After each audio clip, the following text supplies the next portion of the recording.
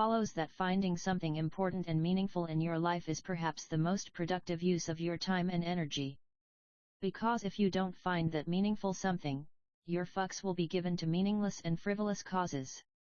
Subtlety number 3, whether you realize it or not, you are always choosing what to give a fuck about.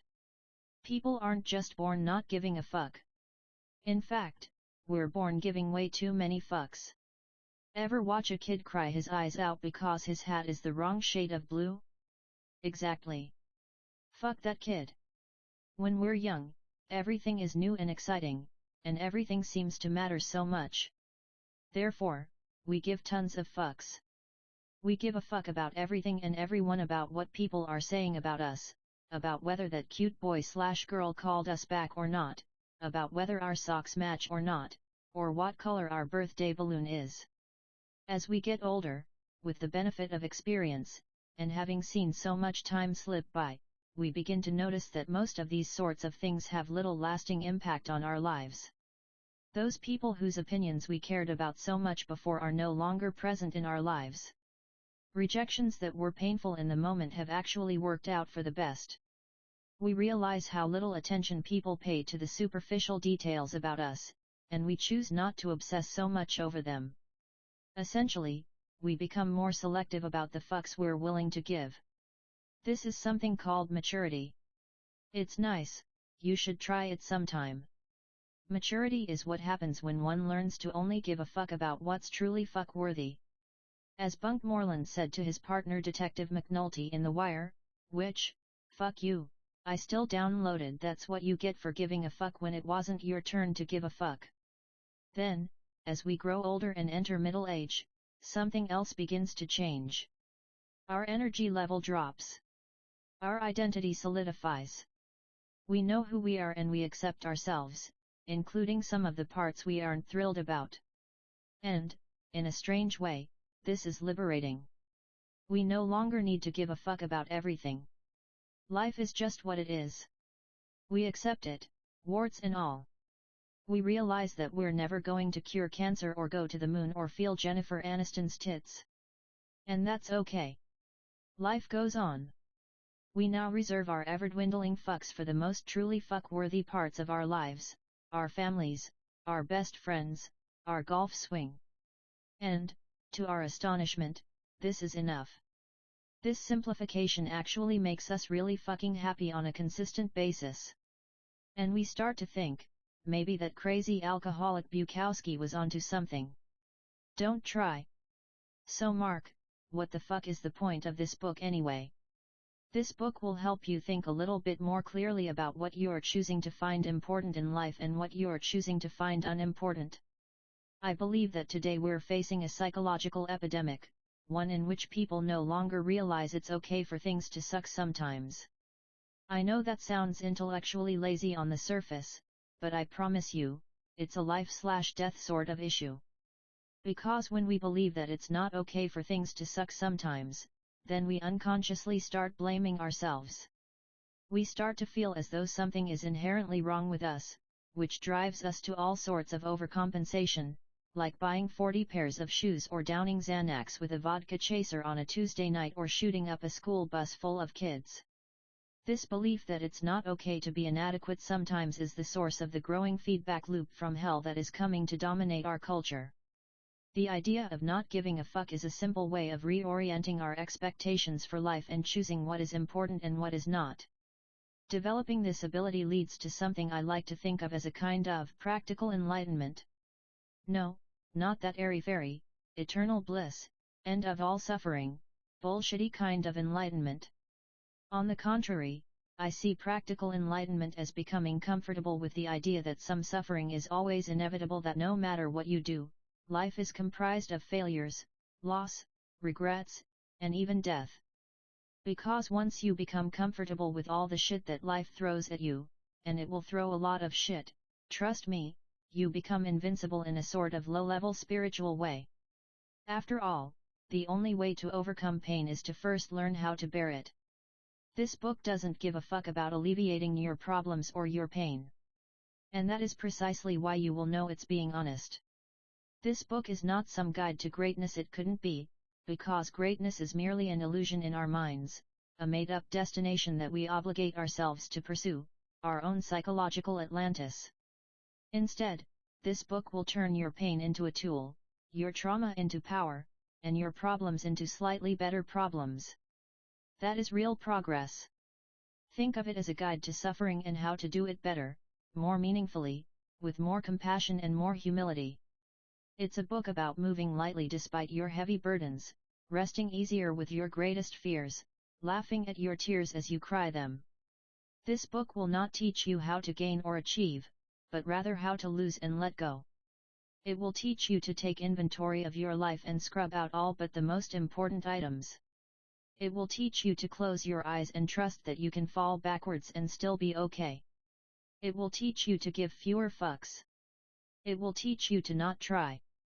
Chapter 2 Happiness is a problem. About 2500 years ago, in the Himalayan foothills of present-day Nepal, there lived in a great palace a king who was going to have a son.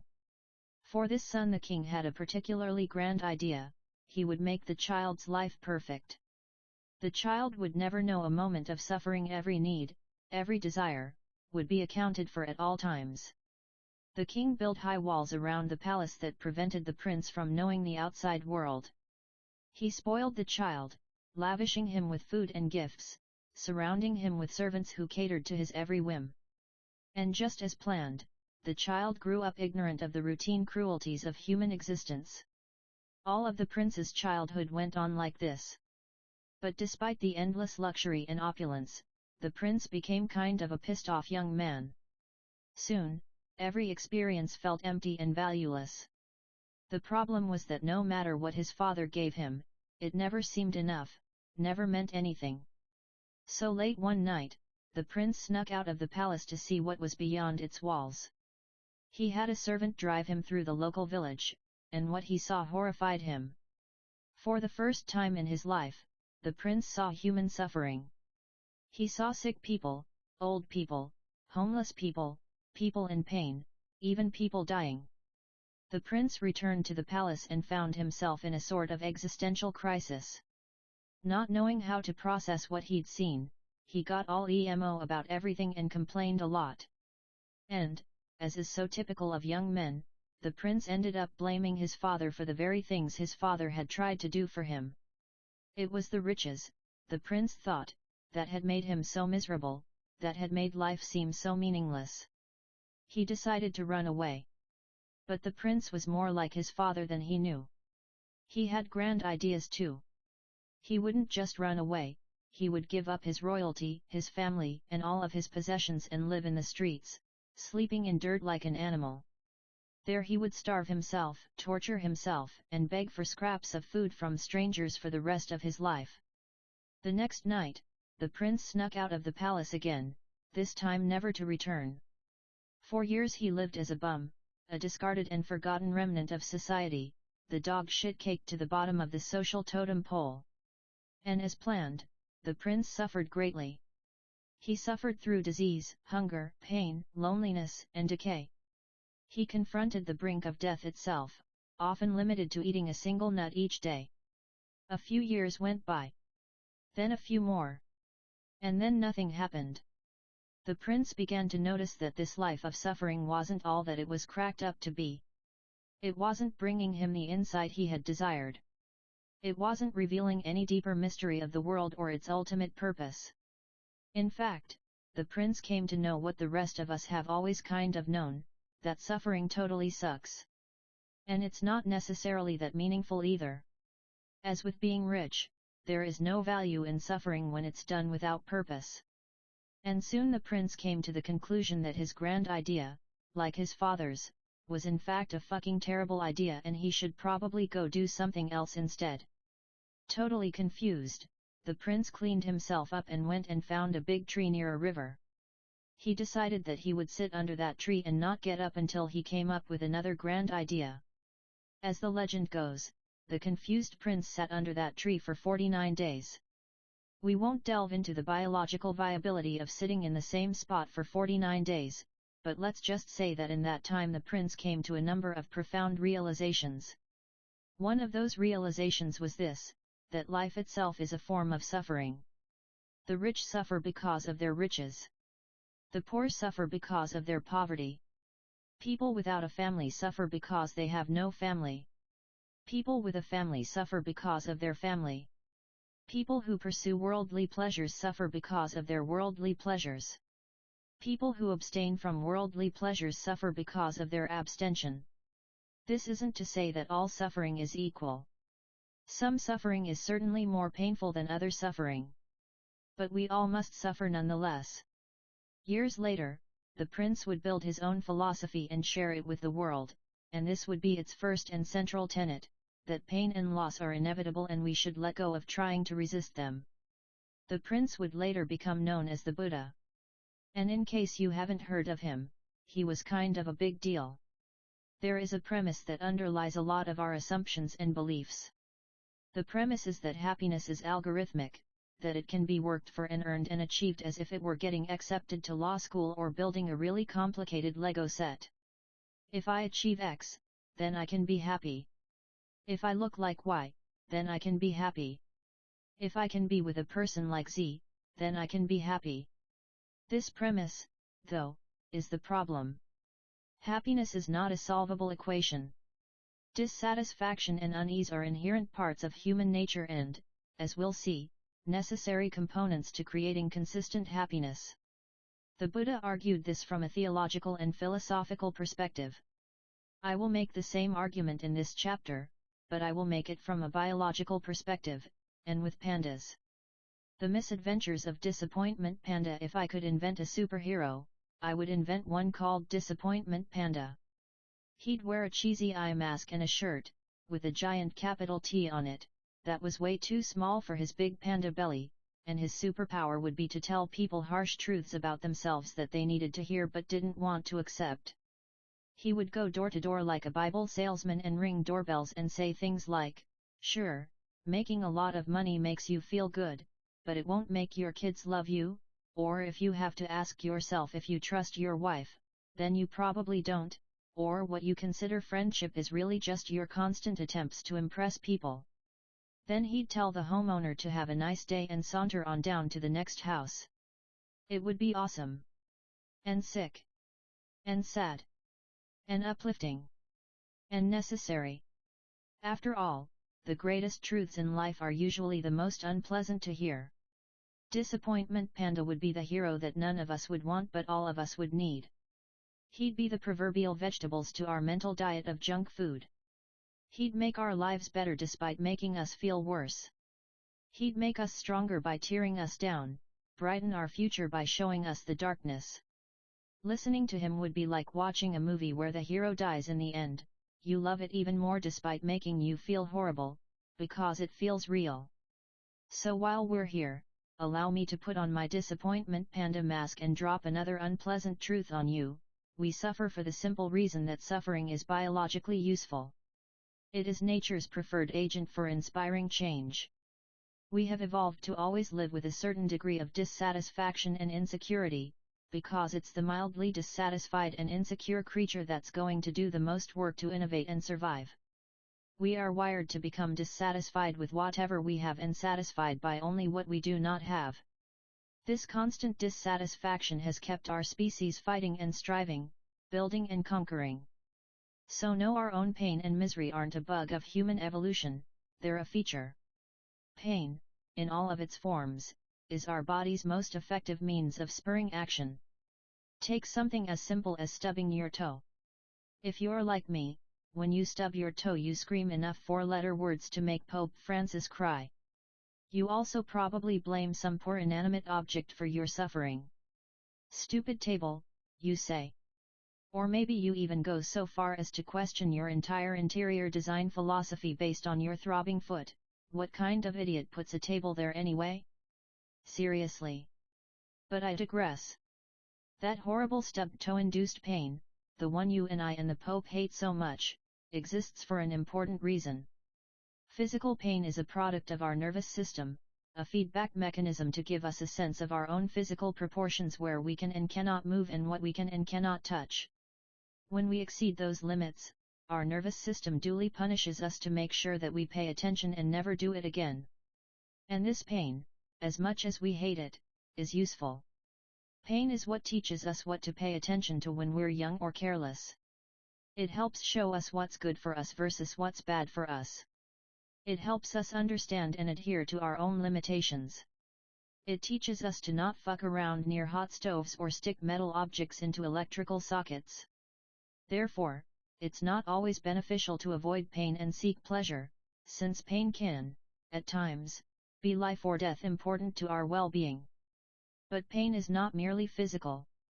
As anyone who has had to sit through the first Star Wars prequel can tell you, we humans are capable of experiencing acute psychological pain as well. In fact, research has found that our brains don't register much difference between physical pain and psychological pain. So when I tell you that my first girlfriend cheating on me and leaving me felt like having an ice pick slowly inserted into the center of my heart, that's because, well, it hurt so much I might as well have had an ice pick slowly inserted into the center of my heart. Like physical pain, our psychological pain is an indication of something out of equilibrium, some limitation that has been exceeded.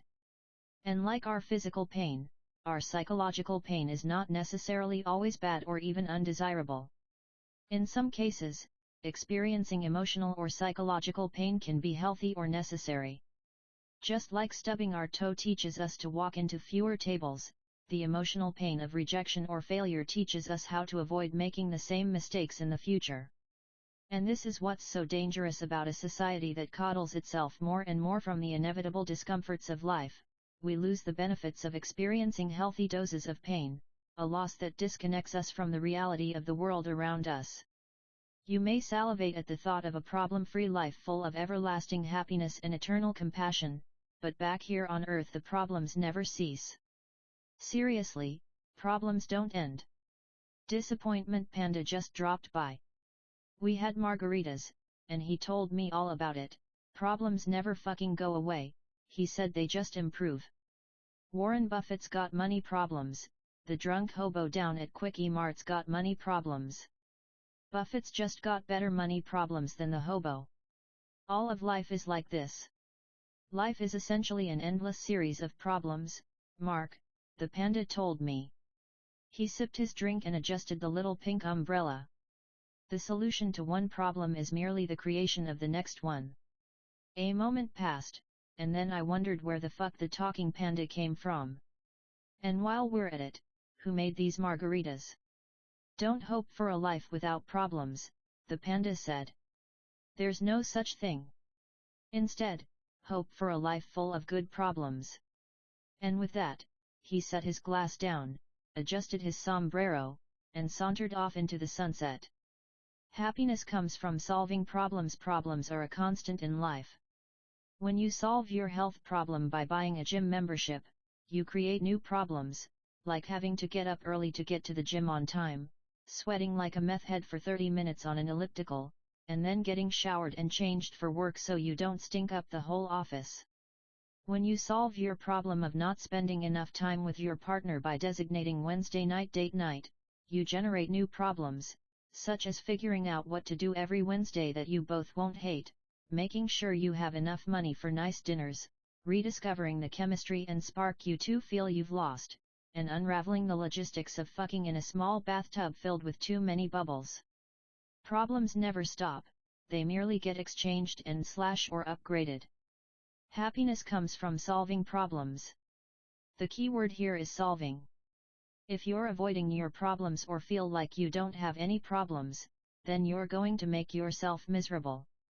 If you feel like you have problems that you can't solve, you will likewise make yourself miserable.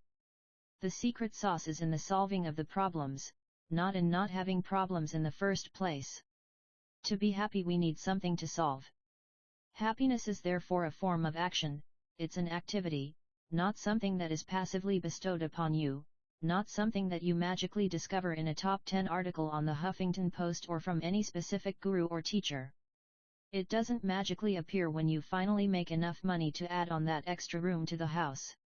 You don't find it waiting for you in a place, an idea, a job or even a book, for that matter.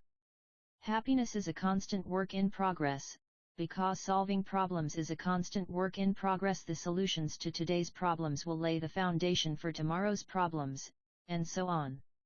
True happiness occurs only when you find the problems you enjoy having and enjoy solving. Sometimes those problems are simple: eating good food, traveling to some new place, winning at the new video game you just bought. Other times those problems are abstract and complicated: fixing your relationship with your mother, finding a career you can feel good about, developing better friendships. Whatever your problems are, the concept is the same: solve problems, be happy. Unfortunately, for many people, life doesn't feel that simple. That's because they fuck things up in at least one of two ways. 1. Denial. Some people deny that their problems exist in the first place. And because they deny reality, they must constantly delude or distract themselves from reality. This may make them feel good in the short term, but it leads to a life of insecurity, neuroticism, and emotional repression. 2. Victim mentality. Some choose to believe that there is nothing they can do to solve their problems, even when they in fact could. Victims seek to blame others for their problems or blame outside circumstances. This may make them feel better in the short term, but it leads to a life of anger, helplessness, and despair. People deny and blame others for their problems for the simple reason that it's easy and feels good, while solving problems is hard and often feels bad. Forms of blame and denial give us a quick high. They are a way to temporarily escape our problems, and that escape can provide us a quick rush that makes us feel better. Highs come in many forms. Whether it's a substance like alcohol, the moral righteousness that comes from blaming others, or the thrill of some new risky adventure, highs are shallow and unproductive ways to go about one's life. Much of the self-help world is predicated on peddling highs to people rather than solving legitimate problems. Many self-help gurus teach you new forms of denial and pump you up with exercises that feel good in the short term, while ignoring the underlying issue. Remember, nobody who is actually happy has to stand in front of a mirror and tell himself that he's happy. Highs also generate addiction. The more you rely on them to feel better about your underlying problems, the more you will seek them out. In this sense, almost anything can become addictive, depending on the motivation behind using it. We all have our chosen methods to numb the pain of our problems, and in moderate doses there is nothing wrong with this. But the longer we avoid and the longer we numb, the more painful it will be when we finally do confront our issues.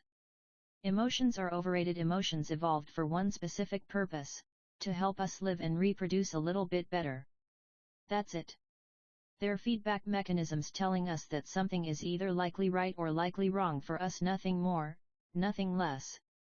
Much as the pain of touching a hot stove teaches you not to touch it again, the sadness of being alone teaches you not to do the things that made you feel so alone again.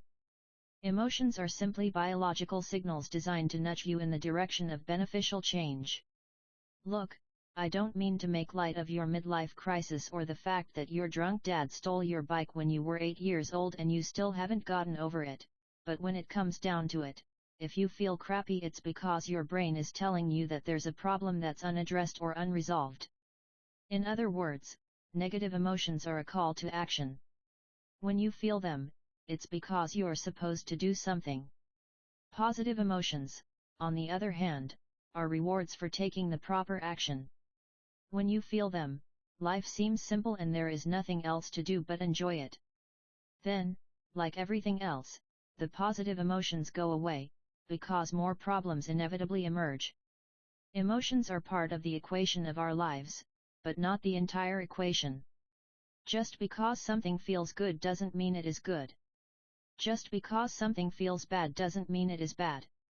Emotions are merely signposts, suggestions that our neurobiology gives us, not commandments. Therefore, we shouldn't always trust our own emotions. In fact, I believe we should make a habit of questioning them. Many people are taught to repress their emotions for various personal, social, or cultural reasons, particularly negative emotions. Sadly, to deny one's negative emotions is to deny many of the feedback mechanisms that help a person solve problems. As a result, many of these repressed individuals struggle to deal with problems throughout their lives. And if they can't solve problems, then they can't be happy. Remember, pain serves a purpose. But then there are those people who over-identify with their emotions. Everything is justified for no other reason than they felt it. Oh, I broke your windshield, but I was really mad, I couldn't help it. Or I dropped out of school and moved to Alaska just because it felt right. Decision-making based on emotional intuition, without the aid of reason to keep it in line, pretty much always sucks. You know who bases their entire lives on their emotions? 3-year-old kids. And dogs. You know what else 3-year-olds and dogs do? Shit on the carpet. An obsession and overinvestment in emotion fails us for the simple reason that emotions never last. Whatever makes us happy today will no longer make us happy tomorrow, because our biology always needs something more. A fixation on happiness inevitably amounts to a never-ending pursuit of something else. A new house, a new relationship, another child, another pay raise. And despite all of our sweat and strain, we end up feeling eerily similar to how we started, inadequate. Psychologists sometimes refer to this concept as the hedonic treadmill, the idea that we're always working hard to change our life situation, but we actually never feel very different. This is why our problems are recursive and unavoidable. The person you marry is the person you fight with. The house you buy is the house you repair. The dream job you take is the job you stress over. Everything comes with an inherent sacrifice. Whatever makes us feel good will also inevitably make us feel bad. What we gain is also what we lose. What creates our positive experiences will define our negative experiences. This is a difficult pill to swallow. We like the idea that there's some form of ultimate happiness that can be attained. We like the idea that we can alleviate all of our suffering permanently. We like the idea that we can feel fulfilled and satisfied with our lives forever. But we cannot. Choose your struggle. If I ask you, what do you want out of life, and you say something like, I want to be happy and have a great family and a job I like, your response is so common and expected that it doesn't really mean anything. Everybody enjoys what feels good. Everyone wants to live a carefree, happy, and easy life, to fall in love and have amazing sex and relationships, to look perfect and make money and be popular and well respected and admired and a total baller to the point that people part like the Red Sea when they walk into the room. Everybody wants that. It's easy to want that. A more interesting question, a question that most people never consider, is, what pain do you want in your life? What are you willing to struggle for? Because that seems to be a greater determinant of how our lives turn out. For example, most people want to get the corner office and make a boatload of money, but not many people want to suffer through 60-hour workweeks, long commutes, obnoxious paperwork, and arbitrary corporate hierarchies to escape the confines of an infinite cubicle hell. Most people want to have great sex and an awesome relationship, but not everyone is willing to go through the tough conversations, the awkward silences, the hurt feelings, and the emotional psychodrama to get there. And so they settle. They settle and wonder, what if, for years and years, until the question morphs from what if, into what else. And when the lawyers go home and the alimony check is in the mail, they say, what for? If not for their lowered standards and expectations 20 years prior, then what for? Because happiness requires struggle. It grows from problems. Joy doesn't just sprout out of the ground like daisies and rainbows. Real, serious, lifelong fulfillment and meaning have to be earned through the choosing and managing of our struggles. Whether you suffer from anxiety or loneliness or obsessive-compulsive disorder or a dickhead boss who ruins half of your waking hours every day, the solution lies in the acceptance and active engagement of that negative experience, not the avoidance of it, not the salvation from it. People want an amazing physique. But you don't end up with one unless you legitimately appreciate the pain and physical stress that come with living inside a gym for hour upon hour, unless you love calculating and calibrating the food you eat, planning your life out in tiny plate-sized portions. People want to start their own business.